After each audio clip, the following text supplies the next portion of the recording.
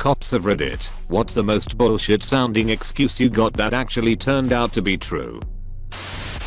One of the funnier ones that I remember. We got a call for a kid. He was 18 and a gang member, brandishing a firearm. He had pulled up his shirt pretending to brandish a firearm to intimidate somebody. The person calling only saw a holster.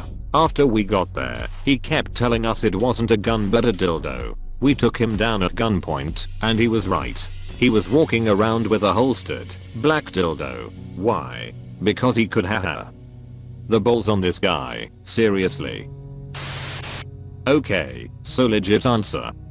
One night I'm out working, and as I go down the street, fairly nice middle class area surrounded by some high crime neighborhoods, around midnight I see a dude on a bike, no lights on, pulling a lawnmower behind him on a rope. I immediately flip a 180 and light him up.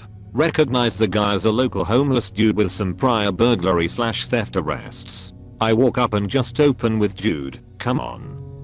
Guy holds his hands out and swears he didn't steal the lawnmower. Claims someone just gave it to him.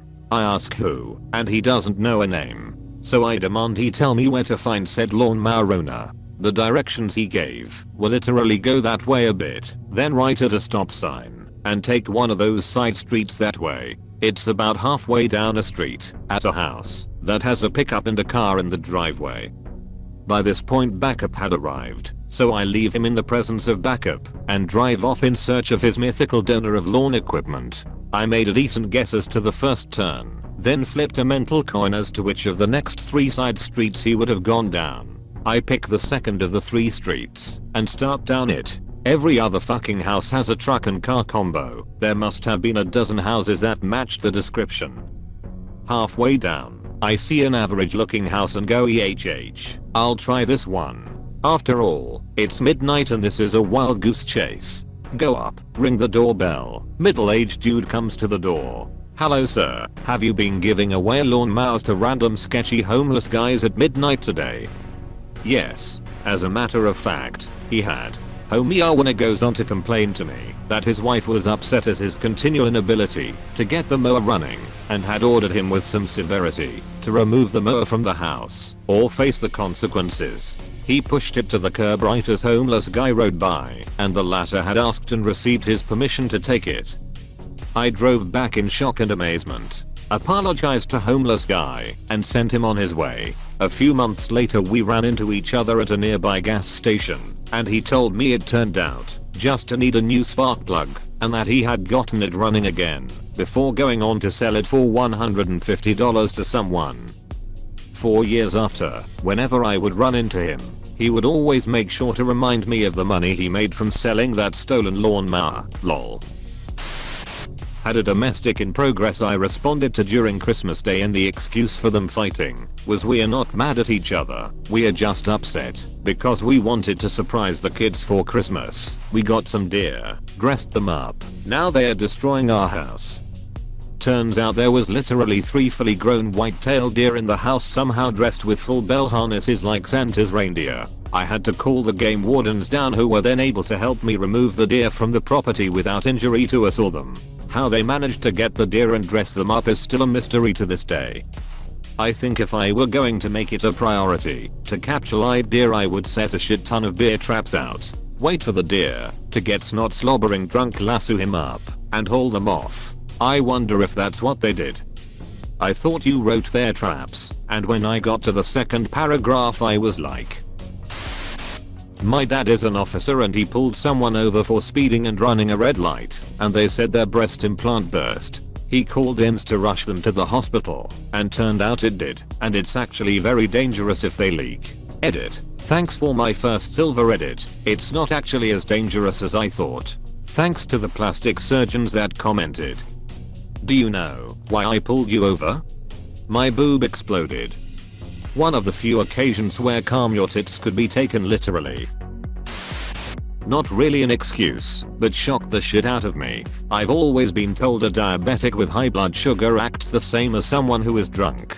Get a call for a car all over the road, hitting trash cans on the side of the road and whatnot. We stop the car and get the driver out. He's slurring his speech like no other, can't maintain his balance to save his life. fails all the sobriety tests, but blew zeros on the PBT. He denied drinking and swears up and down he didn't do any drugs, never mentions the diabetes.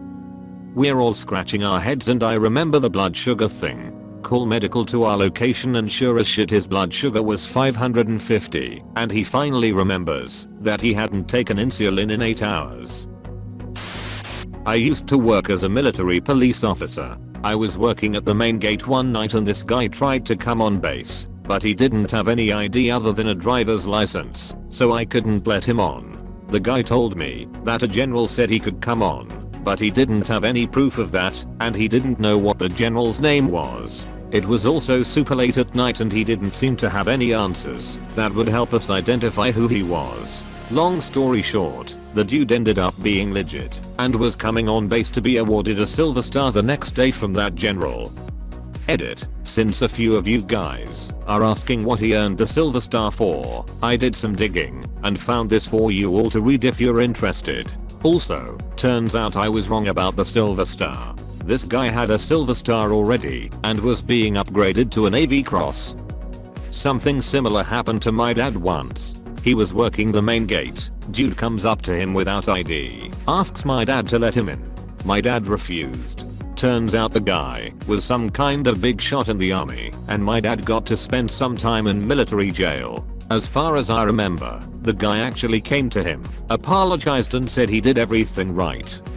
What the fuck? They put him in jail for doing his job. Not a cop. Family friend was. Pulled a guy over who was speeding profusely. Guy was obviously disheveled. He said he was headed to the hospital because he had a tick on his penis. Cop was confused, but he escorted him there, then waited in the lobby to check on him / see if he was blowing smoke. After a while, he asked the desk what was going on, why it took so long to take a tick off his penis. Her reply, it wasn't on it, it was in it. I actually met someone this happened to. He said he got a tick in his dick, about an inch in, he said, when he was 17, and had to go to the hospital to get it out. He said the pretty young nurse with the forceps and the alcohol was enjoying herself far too much, and he was not enjoying himself at all. He said he wasn't interested in sex for quite a while after that. I guess it took time for the trauma to fade. Former cop here. I was behind a vehicle that couldn't stay in the lane, kept swerving, etc. It was 1 AM, and I think another drunk idiot on the road. Pull him over. Guy is a straight up asshole to me. Curse me out, yelling at me, and I notice his speech is slurred. I get him out to car, and I can smell a fruity smell on his breath, and he has to lean against the car for support. I ask him how much he had to drink, and he tells me to fuck off. By this point I'm ready to bring him in for a DUI, but I just had a feeling something wasn't right. I called EMS to come check him. Blood sugar was at 40. Not drunk, just a diabetic. If I would have arrested him, he probably would have died before I finished the paperwork. Go with your gut if something doesn't seem right. My first ever real call was for a flasher at the local park. When I got there and finally found him, it was a mentally impaired young man 16 to 17 who had a pair of headphones on and a full Pooh Bear. I said, hey man, come here, what the hell is going on? You know you have to keep your pants on, especially at the park.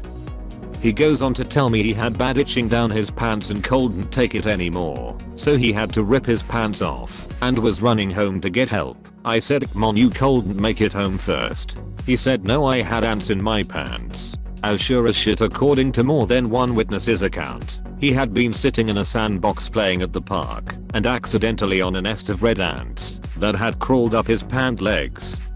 I love that this was your first call.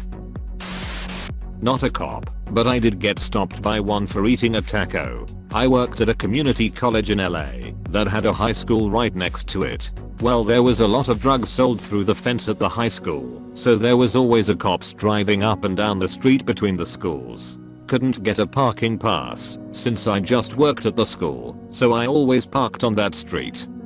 Hit up Taco Bell for lunch and was sitting in my car eating my double-decker tacos when a cop drove past. Next thing I know, he's flipping a U-turn and heading right for me. He slides to a stop driver window to driver window and yells at, what the hell do you think you're doing? Stunned, I just said eating my lunch. Well, he isn't buying it and says I'm hiding something. I just hold up my taco and looked so confused. He burst out laughing and peeled out. Saw him a few times after that, and he always waved and had the biggest grin on his face. Don't forget to like and subscribe for more videos.